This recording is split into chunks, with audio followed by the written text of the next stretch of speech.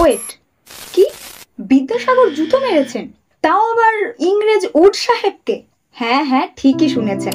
সময়টা 7ই ডিসেম্বর 1872। কলকাতার ন্যাশনাল থিয়েটারের উদ্বোধনের দিন নাটক দেখতে উপস্থিত হয়েছেন স্বয়ং ঈশ্বরচন্দ্র বিদ্যাসাগর। আর এই উদ্বোধনের দিন মঞ্চস্থ হলো সেই সময়ে সাড়া ফেলে দেওয়া বিখ্যাত নাটক দীনবন্ধু মিত্রের নীল দর্পণ। নাটকের একটা দৃশ্যে ইংরেজ উড সাহেব নীল চাষীদের উপর ভীষণ অত্যাচার করছেন।